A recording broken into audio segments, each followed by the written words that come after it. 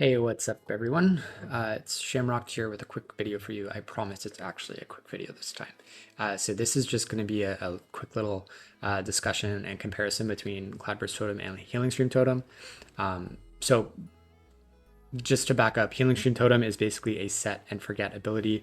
You throw it down, it's just going to heal random people who need it. I think it's semi-smart in the sense that it is going to target injured people over full health people, but I don't think it's like super smart in the sense that it's going to target like the lowest health person. And I'm like 99% sure on that. I hope I'm not wrong. But yeah, even if it's not, it's still you set and forget, and then it does healing for you.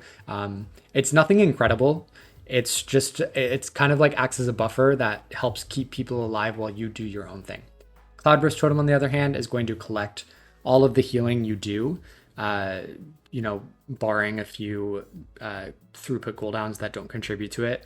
But it's basically gonna collect all the healing that you've done, and then when it expires or when you recall it, it's going to burst, hence the name Cloudburst, and distribute. I think it's 30% of that healing to the group, split evenly. And Cloudburst is also somewhat smart in the sense that it's only going to distribute that healing among group members who are injured.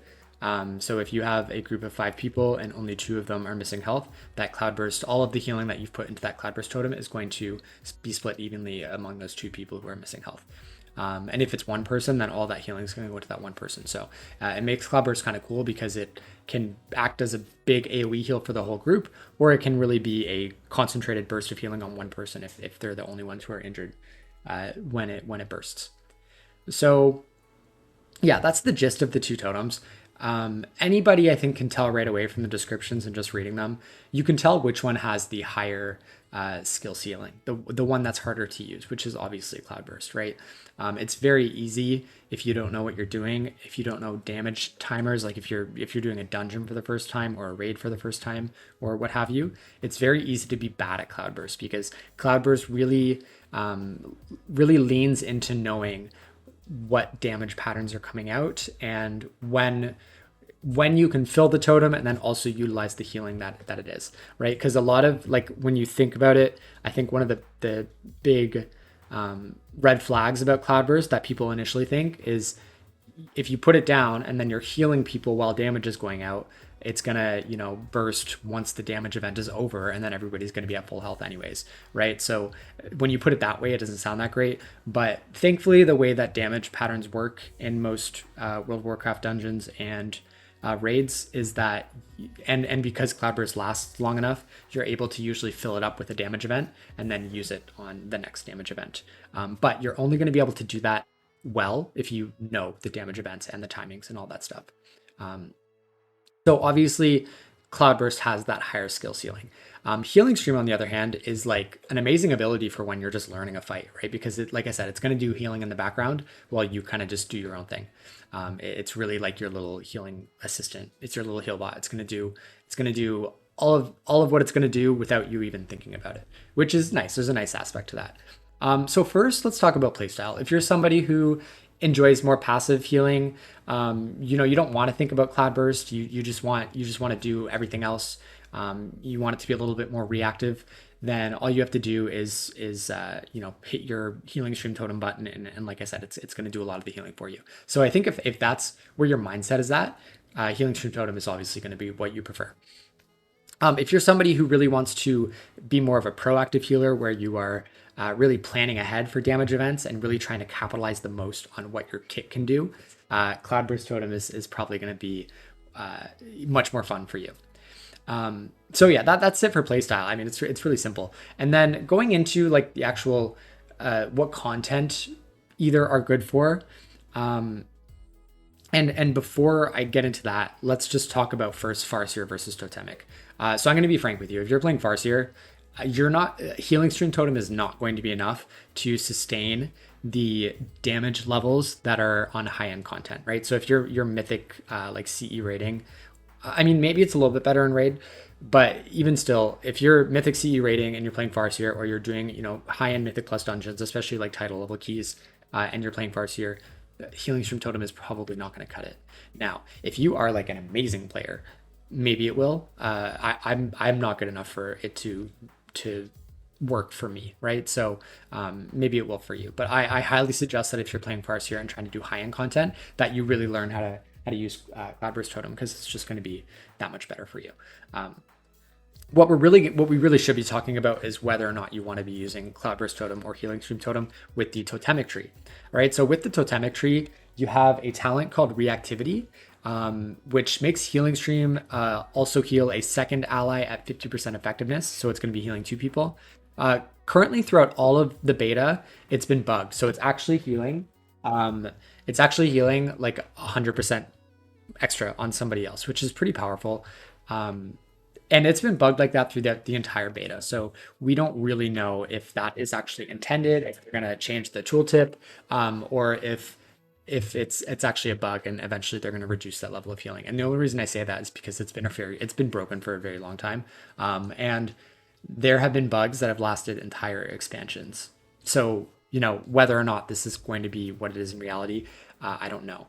But the funny thing about it is, even though it's bugged and doing way more healing than it's supposed to, it's still not like a miracle drug. Like, it's not going to just magically keep the group alive because it's doing so much healing. It's still like very much in contest with Cloudburst. Cloudburst is still very much in, like, they do, if a lot of the dungeons that I've done, I tested out Healing Stream Totem first as I was sort of like learning the different dungeon patterns and boss fights and damage patterns and all that stuff.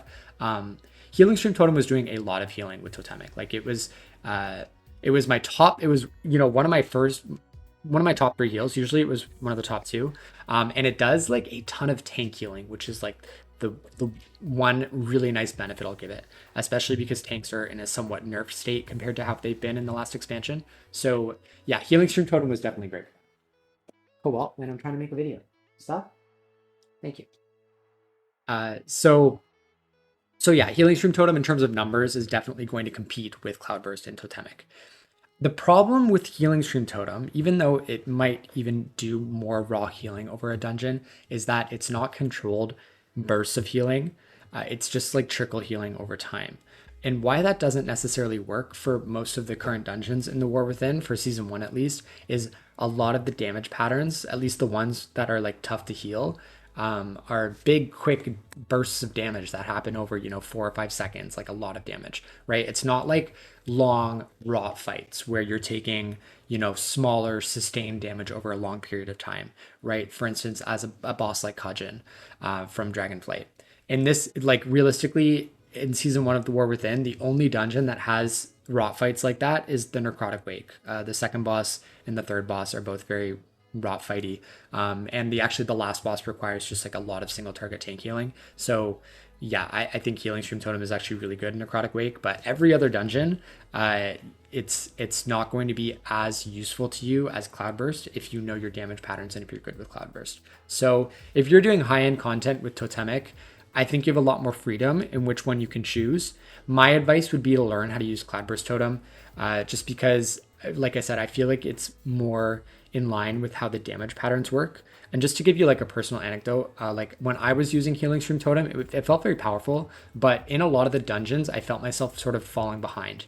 Albeit this was like my first stint at trying it, so I was also learning the Totemic playstyle at the time. But even then, like, it wasn't enough to keep up with the group. I was still able to keep the group alive, but I had to spend a lot more mana, and I had to just like rip cooldowns when I didn't want to.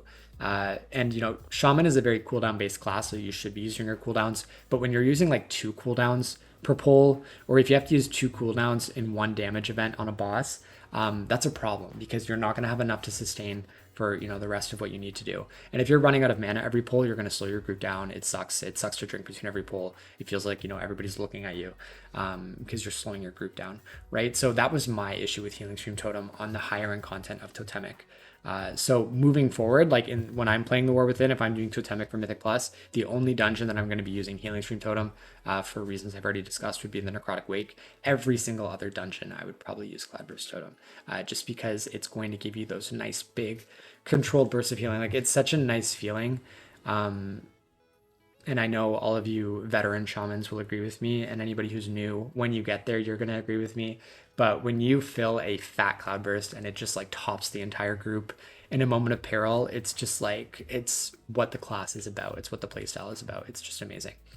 So really, just to summarize, I personally believe that Cloudburst is the more powerful ability of the two, whether you're playing Farseer or Totemic. However, with Totemic, Healing Stream Totem is a lot more powerful than it has been ever in the past. So the gap between Cloudburst Totem and Healing Stream Totem is very much smaller than it used to be. In fact, like I said, with raw HPS, raw healing, Healing Stream Totem might even pull ahead sometimes. However, what's not important, in a lot of situations, it's not quantity over quality, right? It's quality. It's being able to control when the healing happens. It's being able to control who the healing happens on, right? That is really key for pushing Mythic Plus, I feel like, in my experience, because one of the main difference between Mythic Plus and raiding, obviously, is that for Mythic Plus, you are carrying the group on your shoulders as a healer, in the sense that you don't have 3 or 4 other teammates who are also healing the group. So if you do one screw up, the group is going to die if they don't have their own cooldowns up, or they're out of health pots, or whatever, right? It's your job to keep everybody alive, and I feel like Cloudburst is such a better tool that gives you way more control over doing that. Whereas Healing Stream Totem, as I said before, is kind of like a set and forget buffer totem that's just going to make your life a little bit easier throughout an entire, like, a long period of time, but it's not going to give you any controlled burst healing that you may need in this higher end content.